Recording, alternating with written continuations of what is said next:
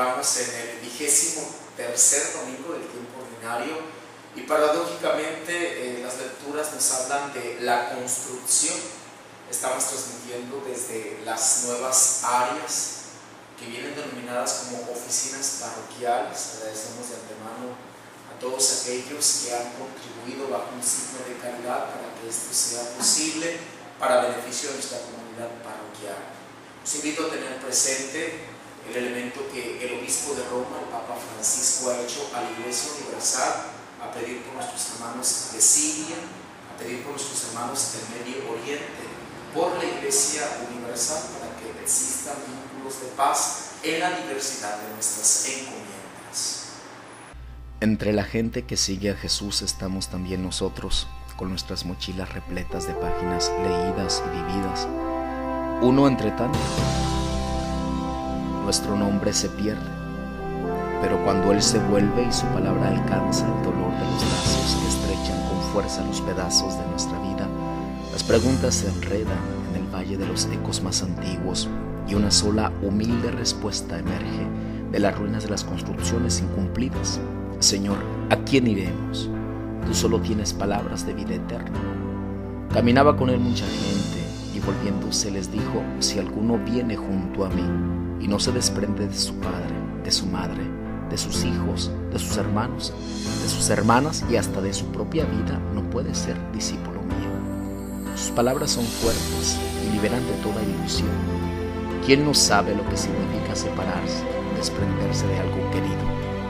Esta discriminación entre el Señor y los afectos familiares es la primera exigencia del apostolado.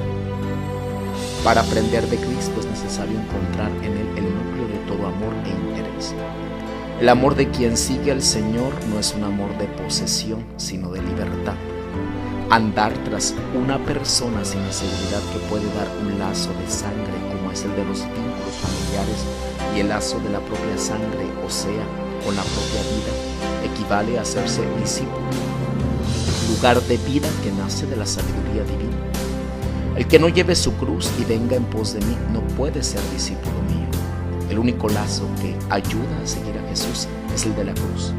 Este símbolo del amor, capaz de ser palabra y vida, es la redención del rabí, nacido en la pequeña aldea de Judea. ¿Quién de ustedes que quiera edificar una torre no se sienta primero a calcular los gastos y ver si tiene para acabarla? Construir una torre exige un gasto no indiferente para el que tiene pocos recursos. El buen deseo de construirse a sí mismo no es suficiente para hacerlo. Es necesario sentarse, calcular los gastos, buscar los medios para llevar adelante el trabajo. La vida del hombre queda incumplida e insatisfecha porque a veces tanto el proyecto de la construcción es maravilloso, cuanto más enormes son las deudas de la obra. Un proyecto sobre medida, no saber calcular lo que está en nuestra capacidad de cumplir, no es la sabiduría del que luego de haber arado esperará lluvia, sino es la inconsciencia de quien espera la siega de las semillas arrojadas entre las piedras y rocas sin fatigarse en preparar el terreno. No sea que habiendo puesto los cimientos y no pudiendo terminar, todos los que lo vean se pongan a burlarse de él diciendo: este comenzó a edificar y no pudo terminar. La burla de los otros que llega como granizo sobre los sentimientos de la esperanza de quien quería llegar al final con solo sus fuerzas es el precio de la propia arrogancia vestida de buena voluntad.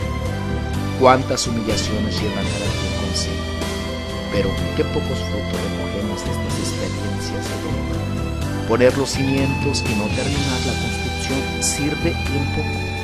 Los deseos que se quiebran alguna vez son buenos tutores de nuestra ingenuidad, pero nosotros no lo comprenderemos hasta que intentamos cubrir el fracaso y la desilusión del despertar del mundo fabuloso de los sueños de la infancia.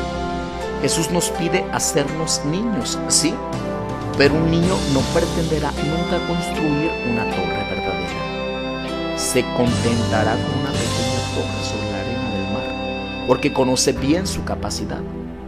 ¿O qué rey antes de salir contra otro rey, no se sienta a deliberar si con 10,000 pueda salir al paso del que viene contra él con 20,000. Y si no, cuando el otro está todavía lejos, envía una embajada para pedir condiciones de paz. Ninguna batalla se podrá jamás ganar sin embajadas de paz. Combatir por obtener la supremacía real sobre todo es de por sí una batalla perdida, porque el hombre no ha sido llamado a ser rey para el dominio, sino señor de paz.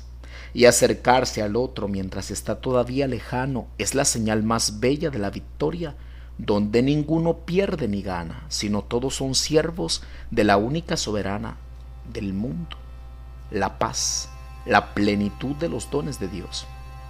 Pues de igual manera, cualquiera de ustedes que no renuncie a todos sus bienes no puede ser discípulo mío. Un hombre que modela su vida sobre el tener es un hombre vicioso. El que pretende tener poder sobre todo, soberbia.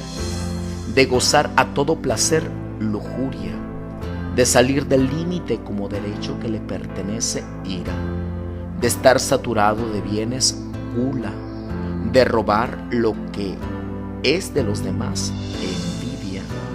De quererlo todo para sí, avaricia. De arrojarse en la apatía sin empeñarse en hacer algo, pereza. El discípulo, al contrario, que viaja sobre los rieles de la virtud, vive de los dones del Espíritu. Un hombre que posee el sentido de las cosas de Dios, sabiduría, y lo dona sin apropiárselo, que penetra el significado esencial de todo lo que es vida, entendimiento, que escucha la voz del Espíritu, consejo, y se hace eco de todo discernimiento, consejo, que sabe dejarse proteger por el límite de su ser hombre, fortaleza, y no cede a la transgresión, que sabe conocer los secretos de la historia, ciencia, para construir horizontes de bien, que no se arroja el derecho de dar sentido, sino que acoge la fuente de lo divino, piedad, que debe en los abismos del silencio, que da gracias por todas las maravillas de su Creador, temor de Dios, sin temer su pequeñez. Un discípulo así es otro Jesús. El Señor nos conceda caminar por senderos de paz, en la misma invitación que el Papa Francisco ha hecho a toda la Iglesia. Dios los bendiga a todos. Santa Inés intercede por nosotros.